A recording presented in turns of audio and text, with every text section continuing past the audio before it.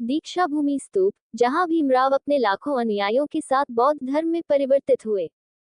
सन 1950 के दशक में भीमराव अंबेडकर बौद्ध धर्म के प्रति आकर्षित हुए और बौद्ध भिक्षुओं व विद्वानों के एक सम्मेलन में भाग लेने के लिए श्रीलंका तब सिलोन गए। 116 पुणे के पास एक नया बौद्ध विहार को समर्पित करते हुए डॉक्टर अंबेडकर ने घोषणा की कि वे बौद्ध धर्म पर एक पुस्तक लिख रहे हैं और जैसे ही यह समाप्त होगी वो औपचारिक रूप से बौद्ध धर्म अपना लेंगे। 117 1954 में अंबेडकर ने म्यांमार का 2 बार दौरा किया। दूसरी बार वो रंगून में तीसरे विश्व बौद्ध फेलोशिप के सम्मेलन में भाग लेने के लिए गए।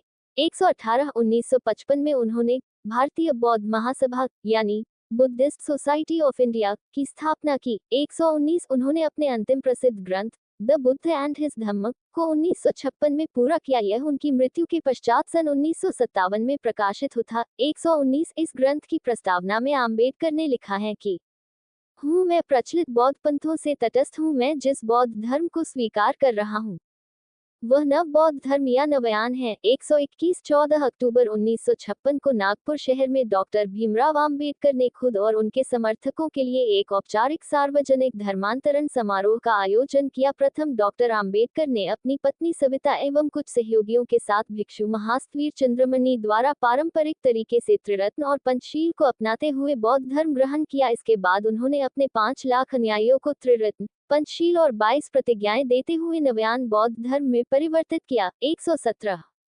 डॉक्टर भीमराव अंबेडकर जी व उनका का परिवार कबीर साहेब जी की विचारधारा से बहुत प्रभावित था तथा कबीर साहेब जी के ज्ञान को आधार बनाकर जीवन जीते थे। कबीर परमेश्वर जी ने पाखंडवाद तथा सामाजिक बुराइयों जैसे जातिवाद, गलत धार्मिक मान्यताएं, जीव हिंसा, नशाखोरी आदि को दूर किया।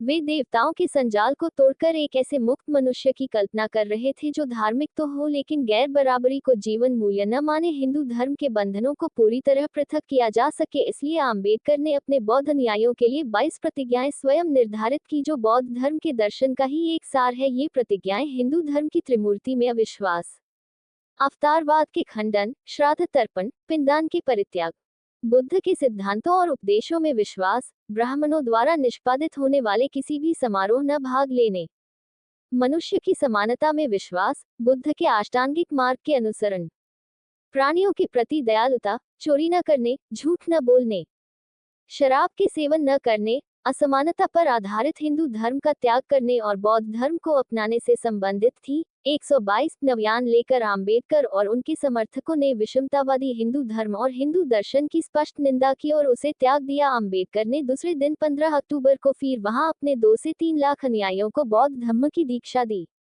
ये वह अनुयायी थे जो 14 अक्टूबर के समारोह में नहीं पहुंच पाए थे या देर से पहुंचे थे। अंबेडकर ने नागपुर में करीब 8 लाख लोगों बौद्ध धर्म की दीक्षा दी, इसलिए ये भूमि दीक्षा भूमि नाम से प्रसिद्ध हुई। तीसरे दिन 16 अक्टूबर को अंबेडकर चंद्रपुर गए और वहां भी उन्होंने करीब 3 लाख समर्थकों को बौद्ध धम्म की दीक्षा दी। 117 123 इस तरह केवल 3 दिन में अंबेडकर ने स्वयं 11 लाख से अधिक लोगों को बौद्ध धर्म में परिवर्तित कर विश्व के बौद्धों की संख्या 11 लाख बढ़ा दी और भारत में बौद्ध धर्म को पुनर्जीवित किया। इस घटना से कई लोगों एवं बौद्ध देशों में से अभिनंदन प्राप्त हुए। इसके बाद वे नेपाल में चौथे विश्व बौद्ध सम्मेलन में भाग लेने के लिए काठमांडू गए। वहां वह काठमांडू शहर की दलित बस्तियों में गए थे। नेपाल का अम्बेडकरवादी आंदोलन दलित नेताओं द्वारा संचालित किया जाता है तथा नेपाल के अधिकांश दलित नेता यह मानते हैं कि अंबेडकर का दर्शन ही जातिगत भेदभाव को मिटाने में सक्षम है। 124 118 उन्होंने अपनी अंतिम पांडुलिपि बुद्ध और कार्ल मार्क्स को 2 दिसंबर 1956 को पूरा किया।